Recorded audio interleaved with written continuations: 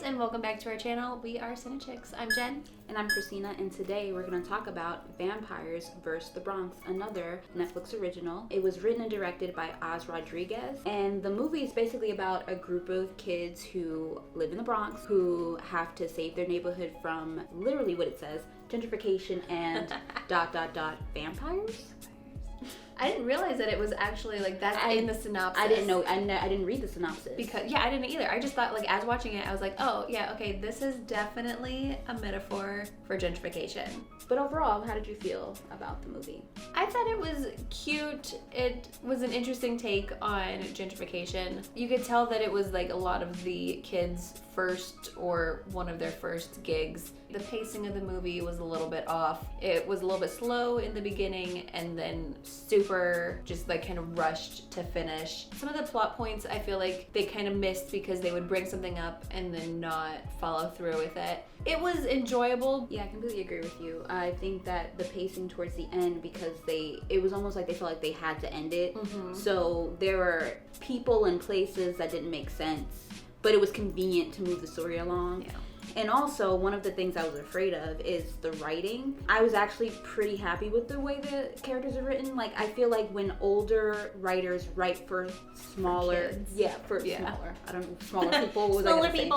When they write for kids, especially urban kids who use a lot of slang, they go so overboard with the slang, and it doesn't feel natural. It's like people don't talk like this. But I'm originally from New York, and having been in these areas, this is literally how the movie was written. It's how people talk in New York and how people talk in the boroughs.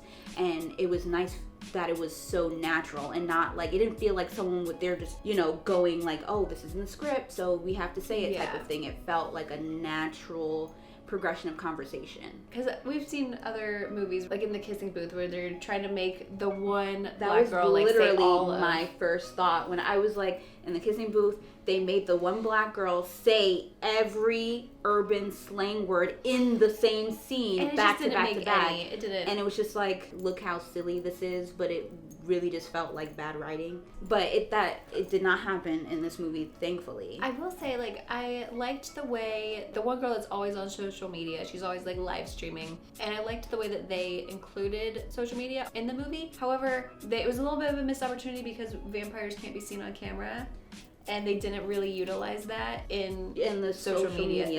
Yeah. So I feel like that was a missed opportunity.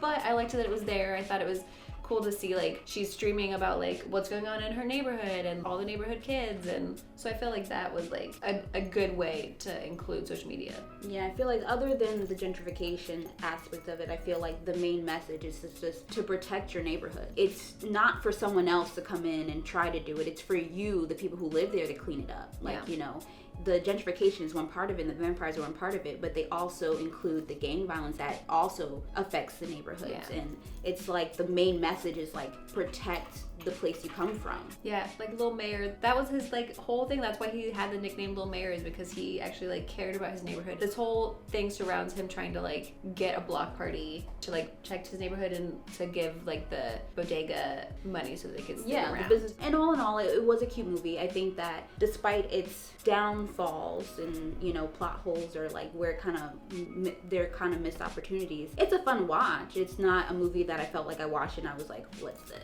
Yeah. And I think it gave me extra nostalgia for New York. It made me miss it a lot. Speaking of nostalgia, there were some Easter eggs in there. Yes. Pointing at different vampire movies. There are a lot of influences from the early 2000s kind of vampires, and also a nod to Stephen King. So keep your eye out for that one. All in all, I gave it like a almost thumbs up. I give it like a there.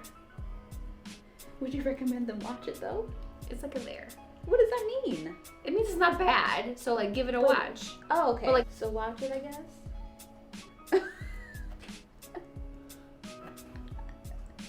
It's a here. Listen, give it a watch. Okay. It's a here. Where is it for you? That's a thumbs up for me. A full thumbs up for her. Guys, just watch it. And it's okay for kids. Yeah. The violence that's in it is like kind of off screen. There's no like blood and gore. Yeah. So like it's definitely. Yeah, the kids can definitely like watch it without it being, too risque for them. Please like, comment, and subscribe to our channel.